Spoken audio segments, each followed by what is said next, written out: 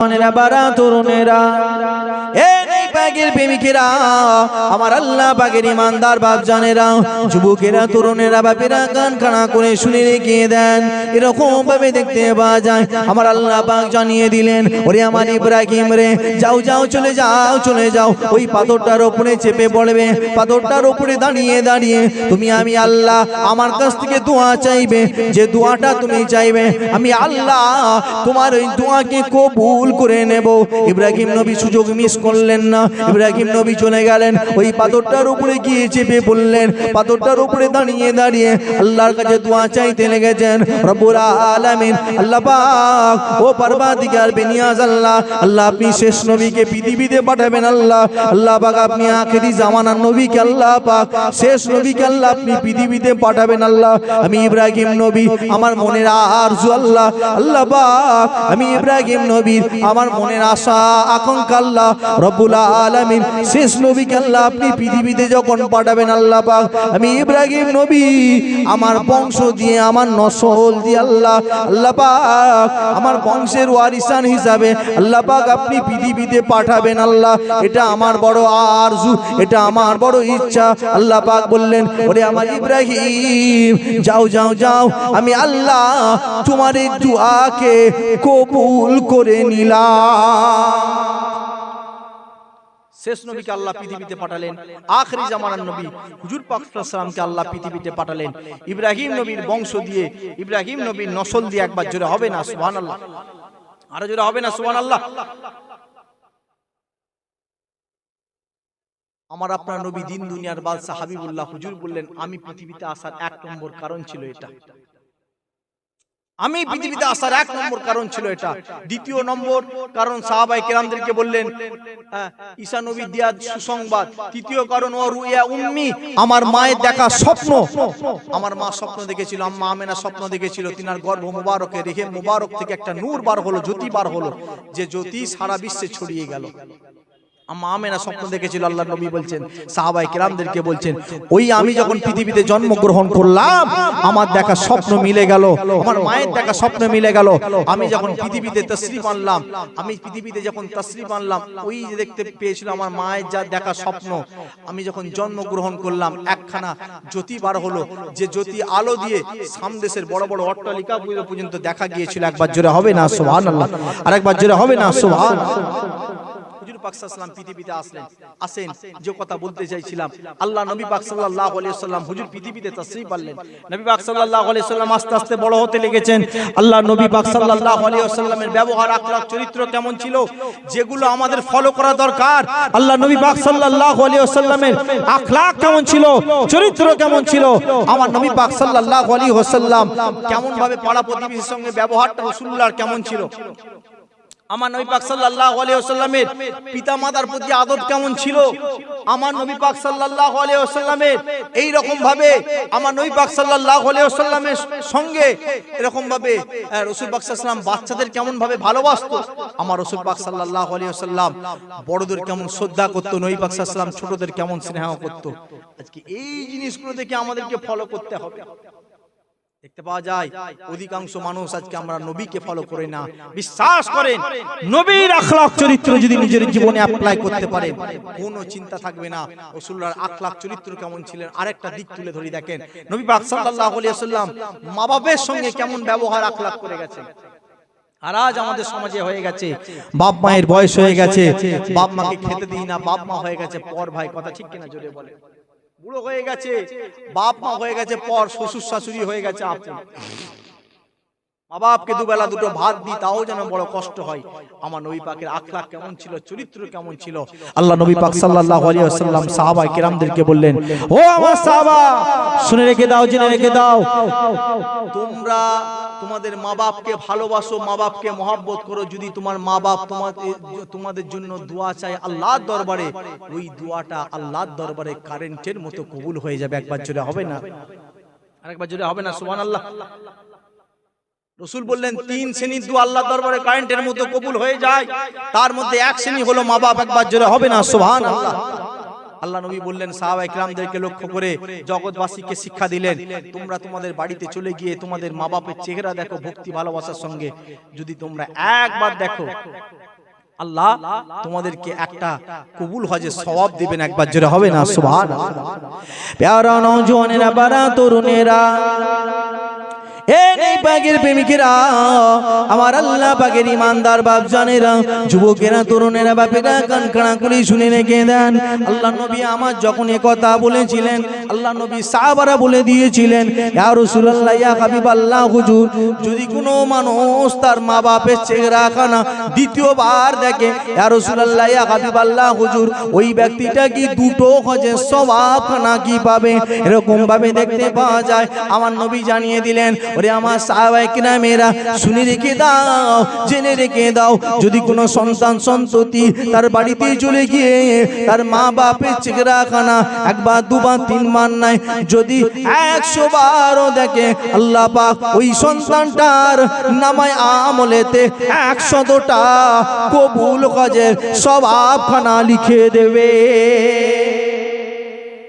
100 বারও দেখে তার মা বাপের চেহারা ভক্তি ভালোবাসার সঙ্গে, আল্লাহ 100টা হজের সওয়াব, কবুল হজের সওয়াব, মকবুল হজের সওয়াব লিখে দিবেন। একবার জোরে হবে না সুবহানাল্লাহ। আর আজ আমাদের কাছে হয়ে গেছে মা বাপ বয়স হয়ে গেছে বলে পর ভাই, কথা ঠিক কিনা জোরে বলে? আমার দিনদার ইমানদার ভাইরা, মা বাপের খিদমত করবেন, মা বাপের দোয়া নেবেন, ইহকালেও বেড়া পার, পরকালেও বেড়া পার হয়ে যাবে। কথা ঠিক কিনা জোরে বলে? নবীর আখলাক দেখেন, চরিত্র কেমন দেখেন। আল্লাহ নবী পাক সাল্লাল্লাহু আলাইহি ওয়াসাল্লাম বসে আছেন, নবী পাক সাল্লাল্লাহু আলাইহি ওয়াসাল্লাম সাহাবায়ে কিরামদেরকে নিয়ে বসে আছেন। আল্লাহ নবী পাক সাল্লাল্লাহু আলাইহি ওয়াসাল্লাম গুরুত্বপূর্ণ আলাপ আলোচনা করছেন। হঠাৎ করে দেখতে পেলেন বয়স্ক একজন মহিলা হেঁটে হেঁটে রাসূলুল্লাহর দিকে এগিয়ে আসছে। বয়স্ক একজন মহিলা নবীর দিকে যখন হেঁটে হেঁটে এগিয়ে আসছেন, আমার নবী পাক দেখতে পেলেন সাহাবায়ে কিরামদেরকে নিয়ে আমার রাসূলুল্লাহ গুরুত্বপূর্ণ আলাপ আলোচনা করছিলেন। গুরুত্বপূর্ণ আলোচনা ছেড়ে দিয়ে উঠে দাঁড়িয়ে পড়লেন। একবার জোরে হবে না সুবহানাল্লাহ? আরেকবার জোরে হবে না সুবহানাল্লাহ? আরেকবার জোরে হবে না সুবহানাল্লাহ? আদর্শ কেমন দেখেন, রাসূল আমার কি শিখিয়েছেন। উঠে দাঁড়িয়ে পড়লেন। সাহাবা কিরামরা অবাক হয়ে গেলেন, মনে মনে ভাববেন, হাই রে হাই, একজন বয়স্ক মহিলা, জীর্ণ শীর্ণ মহিলা, তিনাকে দেখে আমার রাসূল উঠে দাঁড়িয়ে গেলেন। কে ইনি? ইনার সম্মান এত বেশি যিনি আমার নবী উঠে দাঁড়িয়ে পড়লেন। প্যারা নওজওয়ানেরা, বাড়া তরুণেরা, প্রেমিকেরা, আমার আল্লাহ পাকের ইমানদার বাপ জানেরা, যুবকেরা, তরুণেরা, বাপেরা কান কানা করে শুনে রেখে দেন। যে কথা বলছিলাম এরকম ভাবে দেখতে পাওয়া যায়। আল্লাহ নবী পাক সাল্লাল্লাহু আলাইহি ওয়াসাল্লাম ওই মহিলাকে ডাকলেন। ওই মহিলাকে দেখে নিজে দেহ মুবারকখানা থেকে চাদরখানা বিছিয়ে দিলেন। চাদরখানা বিছিয়ে দিয়ে বসতে দিলেন। কিছুক্ষণ কথাবার্তা বললেন, সম্মানের সঙ্গে বিদায় দিয়ে দিলেন। ওই সময় দেখতে পাওয়া যায় ওই বয়স্ক মহিলা যখন ফিরে চলে যায় হেঁটে হেঁটে, আমার নবী পাক যতক্ষণ দেখতে পান ওই বয়স্ক মহিলাকে, ততক্ষণ আমার রাসূলুল্লাহ উঠে দাঁড়িয়ে থাকেন। একবার জোরে বলেন সুবহানাল্লাহ। যতক্ষণ দেখতে পান ততক্ষণ আমার নবী দাঁড়িয়ে আছেন। সাহাবায়ে কিরামরা বলছে, ইয়া রাসূলুল্লাহ, হাবিবাল্লাহ, হুজুর, ওই মহিলা চলে যেতে বিয়াদবি মাফ করবেন, গুস্তাকি মাফ করবেন। ইয়া রাসূলুল্লাহ, হাবিবাল্লাহ, হুজুর, ওই ব্যক্তিটা কে আমরা জানতে পারি? আল্লাহ আপনার পর দুনিয়াতে যার মর্যাদা সব থেকে বেশি আল্লাহ করেছেন, সেই রাসূলুল্লাহ একজন বয়স্ক মহিলাকে দেখে দাঁড়িয়ে গেছেন। ইয়া রাসূলুল্লাহ, হাবিবাল্লাহ, হুজুর, ওই মহিলাটা কে আমরা কি জানতে পারি? যাকে দেখে আপনি দাঁড়িয়ে পড়লেন, আমার নবী পাক সাল্লাল্লাহু আলাইহি ওয়াসাল্লাম বলেছিলেন, ও আমার সাহাবা কেরামরা শোনো, উনি ছিলেন আমার দুধ মাতা আম্মা হালিমাতুস সাদিয়া। একবার জোরে হবে না সুবহানাল্লাহ? আরেকবার জোরে হবে না সুবহানাল্লাহ? আরেকবার জোরে হবে না সুবহানাল্লাহ? নারে তাকবীর, নারে তাকবীর। আজ হয়তো অনেককে খারাপ লাগবে, মা বাপের কথা বললে অনেক মজলিসে দেখতে পাওয়া যায় অনেক মানুষ খারাপ ভাবে লাগে। ভাই কথা ঠিক কিনা? এই কথা ঠিক কিনা জোরে বলে? আমার দিনদার ইমানদার ভাইয়েরা, মা বাপের খিদমত করেন, মা বাপের দোয়া নেন। আপনি পরীক্ষিত একটা আমল, কোন একটা ভালো কাজ করতে যাচ্ছেন, ভালো আপনি আপনার ব্যবসা বাণিজ্য করতে যাচ্ছেন, একটা চাকরি বাকরি ইন্টারভিউ দিতে যাচ্ছেন, আপনি আপনার মা বাপের কদম মুসি করে দোয়া নিয়ে যাবেন। যদি খালেস দিলে আপনার মা বাপ আপনার জন্য দোয়া চায়, দেখবেন ইনশাআল্লাহ আপনার ওই দোয়াখানা যদি আপনার জন্য খালেস দিলে আপনার জন্য যে দোয়াটা চাইবে ওই দোয়াটা আল্লাহর দরবারেতে কবুল হয়ে যাবে। একবার জোরে হবে না সুবহানাল্লাহ? আরেকবার জোরে হবে না সুবহানাল্লাহ? আপনার দ্বারা যদি আপনার মা বাপ কষ্ট পেয়ে যায়, ইহকাল বরবাদ পরকাল বরবাদ। আল্লাহর কোরআন সাক্ষী দিচ্ছে। আমার আল্লাহ পাক পবিত্র কোরআনের মধ্যে জানিয়ে দিলেন, আমার আল্লাহ জানিয়ে দিলেন, যদি তোমাদের কৃতকর্মে, যদি তোমাদের কাজে তোমার মা বাপ উহু শব্দ বলে ফেলে, কতটা কষ্ট, উহু শব্দ বলে ফেলে, যা আমার সন্তানটা আমাকে কষ্ট দিল, আমার সন্তানটা আমাকে ব্যথা দিল, এই উহু শব্দ বলার জন্য আল্লাহ তোমাদের চিরজীবনের আমলকে বরবাদ করে দিয়ে আল্লাহ তোমাকে জাহান্নামায় নিক্ষেপ করে দেবে। আমার দিনদার ইমানদার ভাইরা, মা বাপকে খিদমত করেন, মা বাপের দোয়া নেন। আরে আপনি তো কোন জামানার মানুষ? শেষ জামানার মানুষ, নবী যুগের মানুষ, যিনারা ছাড় পায়নি, যিনাদের সামান্য একটা কাজে মা বাপ কষ্ট পেয়েছিল। এরকম অনেক রিওয়ায়াত পাওয়া যায়। আল্লাহ নবী যুগে একজন ব্যক্তি ছিল, যিনার ইতিহাস কিতাবের মধ্যে এসেছে, নাম ছিল তিনার আলকামা। তিনার সামান্য একটা কাজে তিনার মা কষ্ট পেয়ে গিয়েছিল, সামান্য একটা কাজে। কিতাবের মধ্যে পাওয়া যায়, যিনি ছিল নামাজি ব্যক্তি ছিল, রোজাদার ছিল, পরেশগার ব্যক্তি ছিল। আলকামা নবীর যুগের মানুষ ছিল। আর আমি আপনি কোন যুগের মানুষ? নবীর যুগের মানুষ আলকামা। কিতাবের মধ্যে পাওয়া যায় আলকামা নবীর যুগের মানুষ। হ্যাঁ, সেই সময় দেখতে পাওয়া যায় হঠাৎ করে আলকামার শরীরটা অসুস্থ হয়ে গেল। আলকামার শরীরটা যখন অসুস্থ হয়ে গেল, ওই সময় দেখতে পাওয়া যায় আলকামার শরীর যখন অসুস্থ হয়ে গেল, আলকামার শরীর যখন অসুস্থ হয়ে গেল, কিছু সাহাবা রাসূলুল্লাহকে গিয়ে খবর দিলেন, ইয়া রাসূলুল্লাহ, হাবিবাল্লাহ, হুজুর হুজুর হুজুর, আপনার আলকামার শরীরটা অসুস্থ হয়ে গেছে। আল্লাহ নবী ওই সময় বললেন, আমার আলকামার শরীর অসুস্থ হয়ে গেছে, কি হয়েছে আলকামার? ইয়া রাসূলুল্লাহ, হাবিবাল্লাহ, হুজুর আমরা বুঝতে পারি না। ইয়া রাসূলুল্লাহ, ইয়া হাবিবাল্লাহ, হুজুর আমরা বুঝতে পারি না। আল্লাহ নবী ওই সময় বললেন, ঠিক আছে আমার সাহাবারা যাও, দুজন চলে যাও, গিয়ে আলকামার হাতে হাত দিয়ে ঈমানি কলমা লা ইলাহা ইল্লাল্লাহু মুহাম্মাদুর রাসূলুল্লাহ একবার কলমা শরীফটুকু পড়িয়ে দাও। একবার জোরে হবে না সুবহানাল্লাহ? আরেকবার জোরে বলতে পারলেন না সুবহানাল্লাহ? আরেকবার জোরে হলো না সুবহানাল্লাহ? প্যারা নওজওয়ানেরা, বারা তরুণেরা, বাগের প্রেমিকেরা, আমার আল্লাহ বাগের ইমানদার বাপজানেরা, যুবকেরা, তরুণেরা, বাপেরা কান কানা করে শুনে রেখে দেন। আল্লাহ নবী দুজন সাহাবা ছুটে ছুটে ছুটে ছুটে ছুটে আলকামার বাড়িতে চলে গেল। আলকামা বিছানার মধ্যে শুয়ে আছে। আলকামাকে দেখলো, আলকামাকে গিয়ে সালাম খানা দেয়। ওই সময় দেখতে পাওয়া যায় আল্লাহ নবী দুজন সাহাবা আলকামাকে লক্ষ্য করে যখন সালামের উত্তর খানা দেয় না, এরকম ভাবে দেখতে পাওয়া যায় আলকামা সালামের উত্তর খানা দেয় না। আল্লাহ নবী সাহাবারা অবাক হয়ে গেলেন। এই রে গায়, আল্লাহ নবী সাহাবারা ওই সময়তে আলকামাকে বলে পাঠালেন, ও ভাই আলকামা, আমাদেরকে রাসূলুল্লাহ পাঠিয়েছে। ও ভাই আলকামা, আমাদেরকে নবী পাঠিয়েছে। ও ভাই আলকামা, আমাদের হাতে হাত দিয়ে আপনাকে একবার ঈমানি কালমা লা ইলাহা ইল্লাল্লাহু মুহাম্মাদুর রাসূলুল্লাহ কলেমা শরীফটুকু পড়ে নেবার জন্য আমার নবী বলে পাঠিয়েছে। এরকম ভাবে দেখতে পাওয়া যায় আলকামার হাতে হাত দিল। সাহাবায়ে কেরামরা আলকামার হাতে হাতখানা দিয়ে আলকামাকে বলতে লাগলো, ও ভাই আলকামা, একবার পড়ে নিন লা ইলাহা ইল্লাল্লাহু মুহাম্মাদুর রাসূলুল্লাহ। আলকামা বারে বারে চেষ্টা করে, কিন্তু আলকামার জবান থেকে কলমা শরীফটুকু বার হয় না। আল্লাহ নবী সাহাবায়ে কেরামরা অবাক হয়ে গেলেন। এর আগে জীবনে কোনোদিন এরকম দৃশ্য দেখে নাই যে ব্যক্তি কলমা পড়তে চায় অথচ জবান থেকে কলমা শরীফটুকু উচ্চারণ করা হয় না। আল্লাহ নবী সাহাবারা আবার চেষ্টা করেন। এরকম ভাবে দেখতে পাওয়া যায় আলকামা আবার পড়তে চায় লা ইলাহা ইল্লাল্লাহু মুহাম্মাদুর রাসূলুল্লাহ, কিন্তু আলকামা চেষ্টা করার পরও আলকামার জবান থেকে কলমা শরীফটুকু উচ্চারণ করা হয় না। আল্লাহ নবী সাহাবারা অবাক হয়ে গেলেন। ছুটে ছুটে ছুটে ছুটে আমার নবীর দরবারে পৌঁছে গেলেন। নবীকে লক্ষ্য করে গিয়ে সালাম খানা দিলেন। আসসালাতু আসসালামু আলাইকা ইয়া রাসূলুল্লাহ, হুজুর আসসালাতু আসসালামু আলাইকা ইয়া হাবিবাল্লাহ, হুজুর আসসালাতু আসসালামু আলাইকা ইয়া সাইয়্যিদুল মুজনাবিন, আসসালাতু আসসালামু আলাইকা ইয়া রাহমাতাল লিল আলামিন। আল্লাহ নবী আমার সালামের জবাব খানা দিলেন, ওয়া আলাইকুমুস সালাম। কি খবর আমার সাহাবারা? আমার আলকামা কি ঈমানি কালমা লা ইলাহা ইল্লাল্লাহু মুহাম্মাদুর রাসূলুল্লাহ কলেমা শরীফটুকু পড়েছে কিনা? নবী জিজ্ঞাসা করলেন, আমার সাহাবা, এই কি খবর আমার সাহাবারা, আমার আলকামা কি কলমা শরীফটুকু পড়েছে কিনা? আল্লাহ নবী সাহাবারা বললেন, ইয়া রাসূলুল্লাহ, হাবিবাল্লাহ, হুজুর জীবনে কোনোদিন এরকম দৃশ্য দেখি নাই।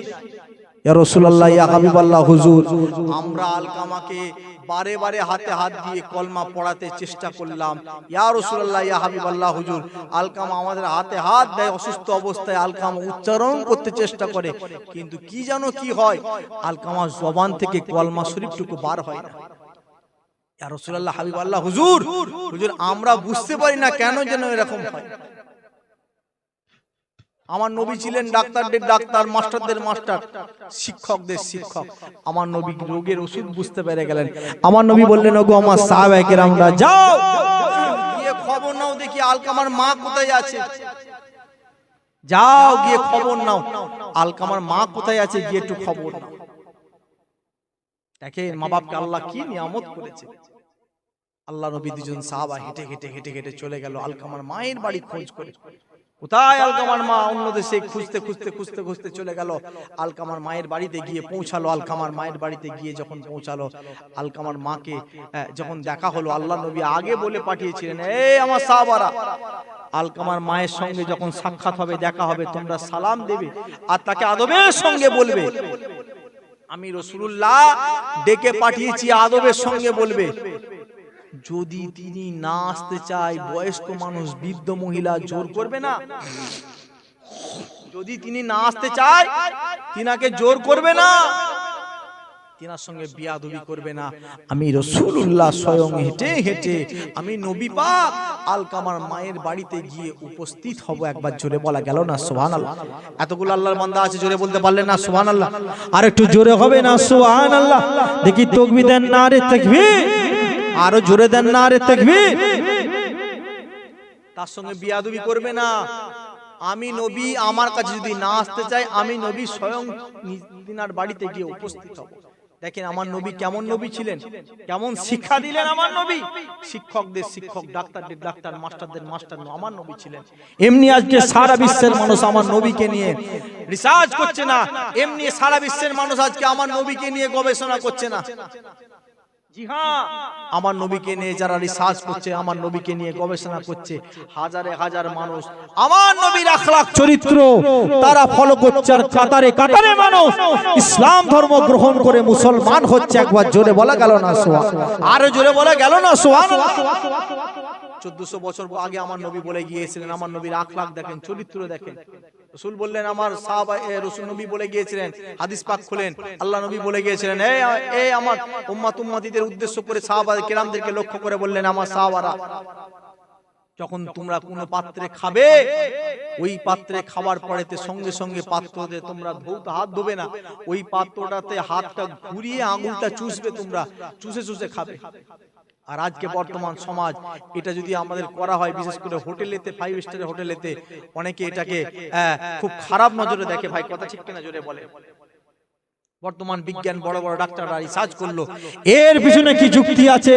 ডাক্তাররা, বড় বড় ডাক্তাররা বললো, যদি কোনো মানুষ খাবার পরেতে ওইভাবে আপনার হাতটাতে থালাতে হাত ঘুরিয়ে এভাবে চুষে চুষে খায়, তার সঙ্গে সঙ্গে জীবের পাশ থেকে একটা লালা গ্রন্থি বের হতে থাকে।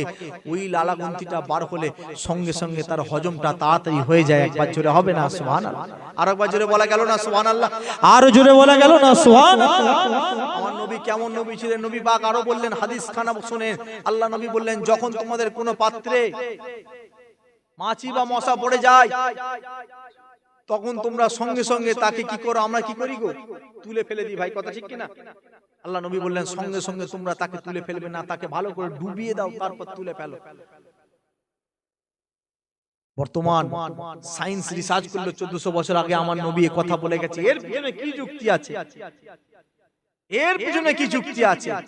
দুটো পাত্র নিলে, দুটো পাত্র নিয়ে ল্যাবরেটরিতে রিসার্চ হচ্ছে, বড় ল্যাবরেটরিতে রিসার্চ হচ্ছে, দুটো পানিতে, দুটো পাত্রে, দুটো গ্লাসে দুটো পানি নেওয়া হয়েছে, দুটোতেই দুটো মাছি ফেলে দেওয়া হয়েছে, আর মাছিগুলোকে একটাতে আমরা ঠিক যেরকম ভাবে তুলে ফেলে দিই, ঠিক সেই রকম ভাবে তুলে ফেলে দেওয়া হলো।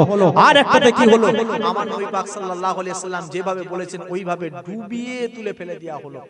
দেখতে পাওয়া গেল যেটাতে ডুবিয়ে ফেলে দেয়া হলো, যেটা ডুবিয়ে ফেলে দিল আমার নবী পাক সাল্লাল্লাহু আলাইহি সাল্লাম যেভাবে বলেছিলেন, ওই পানিটা হলো রোগ মুক্ত। একটু জোরে বলা গেল না সুবহানাল্লাহ? একটু মুখ খুলে বলতে পারলেন না সুবহানাল্লাহ? আর একটু জোরে হবে না সুবহানাল্লাহ?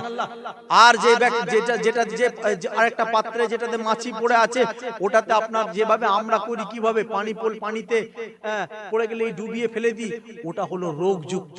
ডাক্তাররা রিসার্চ করতে লাগলো, গবেষণা করে দেখলো আমার নবী পাক সাল্লাল্লাহু আলাইহি ওয়াসাল্লাম যেভাবে বলে গেছেন ওটাই হলো সঠিক পন্থা। একবার জোরে হবে না সুবহানাল্লাহ? আরে জোরে হবে না সুবহানাল্লাহ? আমার নবী পাক সাল্লাল্লাহু আলাইহি ওয়াসাল্লাম হাদিস পাকের মধ্যে বলে গেলেন, হে আমার উম্মতিরা শুনে রেখে দাও, জেনে রেখে দাও, যখন তোমাদের কোনো পাত্রে মাছি পড়ে, কোনো পানিতে অর্থাৎ তরল পদার্থে মাছি পড়ে, দেখবেন ভালো করে খেয়াল করে আমার রাসূলুল্লাহ বলে গিয়েছিলেন 1400 বছর আগে, প্রথমে একটা বাম দিকের ডানা ডুবিয়ে দেয় আর একটা ডানা তুলে থাকে। যখন কোনো পাত্রে পড়ে যায়, বিশেষ করে বাম দিকের ডানা প্রথম ডুবিয়ে দেয়, ওই ডানাটাতে রোগ জীবাণু নিয়ে মাছিটা বহন করে, আর একটা ডানা উপর দিকে তুলে থাকে। ওই যখন যে পাত্রে পানিতে প্রথম বাম দিকের ডানা ডুবিয়ে দেয়, ওই পানিটা রোগ জীবাণু যুক্ত হয়ে যায়, কিন্তু উপর দিকে যেটা তুলে থাকে ওটাতে আল্লাহ পাক রোগের শেফা রেখেছে। একবার জোরে হবে না? একবার জোরে বলতে পারলেন না? আর একবার জোরে হলো না সুবহানাল্লাহ? আমার নবী কেমন ছিলেন দেখে। রাসূল পাক সাল্লাল্লাহু আলাইহি ওয়াসাল্লাম এরকম করে একটা করে ছোট্ট করে হাদিস যদি বলি সারা রাত কেটে যাবে, তথাপি আমার নবীর আলোচনা নিয়ে শেষ হবে না। আমার দিনদার ইমানদার ভাইয়েরা, নবীকে ফলো করেন, নবীকে রিসার্চ করেন, ফিরে আসেন। যে কথা বলছিলাম ওখান থেকে ফিরে আসছে আবার রাসূলুল্লাহর দিকে। আমার নবী পাক সাল্লাল্লাহু আলাইহি ওয়াসাল্লাম ডেকে পাঠালেন, যাও আলকামার মাকে গিয়ে ডাক দাও, গিয়ে বলো রাসূলুল্লাহ গিয়ে ডেকে, রাসূলুল্লাহ নবী ডেকে পাঠিয়েছে, তবে তার সঙ্গে জোর করবে না, তাকে বেয়াদবি করবে না। কিতাবের মধ্যে পাওয়া যায় আল্লাহ নবী দুজন সাহাবা গিয়ে আলকামার মায়ের সঙ্গে দেখা হয়েছে, সালাম দিয়েছেন। সালামের উত্তর দিল আলকামার মা, সঙ্গে সঙ্গে দেখতে পাওয়া যায় সালামের উত্তর দেওয়ার পর আলকামার মা ওই সময় বলছেন, কি খবর, কারা আপনারা? আলকামার মাকে আল্লাহ নবী দুজন সাহাবা বলতে লেগেছেন, আমরা হলাম রাসূলুল্লাহর দুজন সাহাবা। আপনাকে আমাদের নবী ডেকে পাঠিয়েছে, আপনাকে আমাদের রাসূল ডেকে পাঠিয়েছে। তবে হ্যাঁ, আপনি যদি না যেতে চান নবীর দরবারেতে, আপনাকে জোর করতে মানা করেছে। আমার রাসূলুল্লাহ স্বয়ং আপনার বাড়িতে এসে উপস্থিত হবেন বলেছেন। একবার জোরে হবে না সুবহানাল্লাহ? আরেকবার জোরে বলতে পারলেন না? আর জোরে হলো না সুবহানাল্লাহ?